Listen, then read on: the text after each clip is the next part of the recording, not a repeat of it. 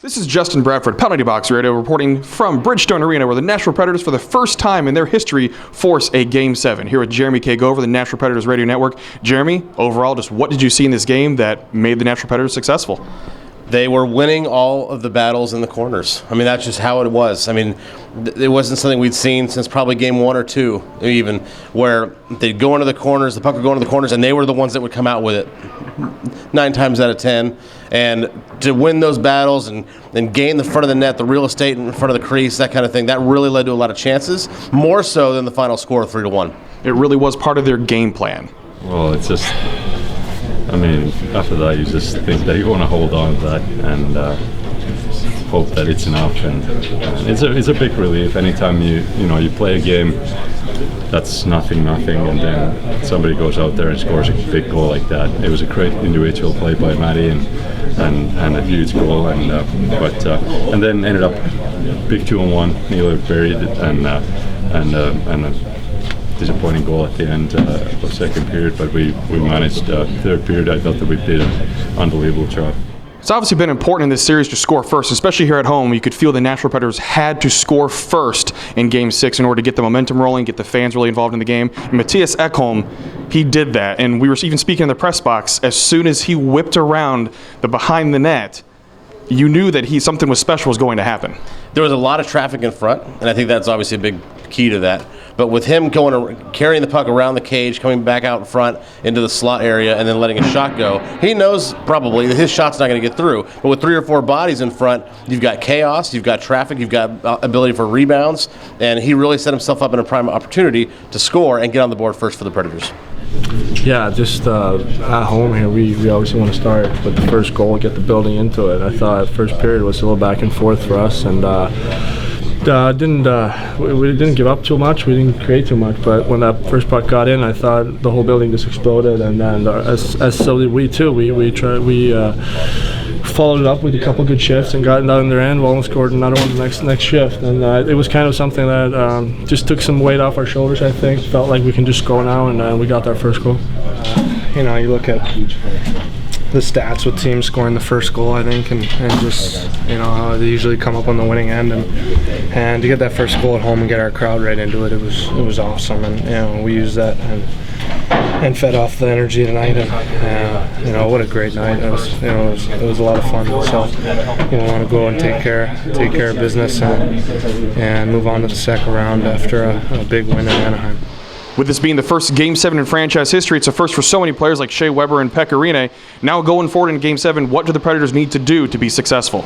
They need to have the same resolve that they had in this game here that we saw all series long, Justin. We've been talking about how there's a controversial call or a bad goal, maybe an untimely goal, and how do the Predators respond? And they didn't very well. Well, tonight in Game 6, we did see them respond very well to another controversial call in the second period. The Ducks do get a goal out of it, but they go in the second intermission. They get to clear their heads, come back out, and play an extremely tight game. And that kind of discipline is what I'm looking for in Game 7, because there's going to be a lot of nerves and we've never been here before, big stage. It's going to be nice to see them take that same kind of mentality into Game 7.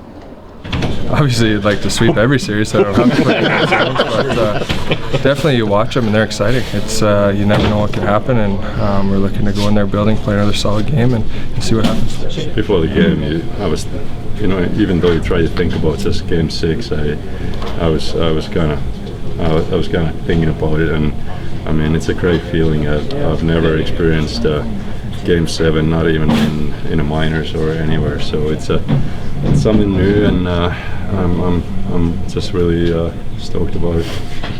Obviously, with this being the first Game 7 being forced in franchise history, it's the first experience for pretty much every player. The Nashville Predators, Shea, Weber, Pekka, Rinne, they're all looking forward to it. It's something really unique. Even Peter Laviolette spoke on that in his post-game press conference. What do you expect of the Predators come Game 7?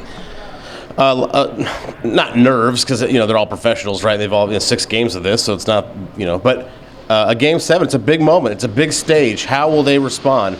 Kind of like when we talked about how throughout the series, when there was maybe a controversial call or a bad goal, something like that, they wouldn't come back and respond well, where they did tonight. And so I'm looking for that same kind of resolve in Game 7. I mean, Game 7s are awesome. I think our players will be ready. They'll be excited.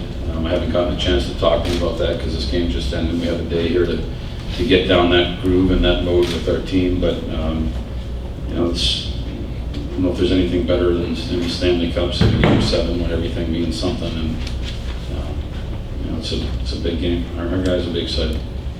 Game 7 will be Wednesday night in Anaheim at 9 p.m. Central Standard Time for those of you here in Nashville. Obviously, it's a big opportunity for the Nashville Predators. Anaheim Ducks, in the last 3 years, have blown a 3-2 series lead and lost Game 7 at home 3 years in a row.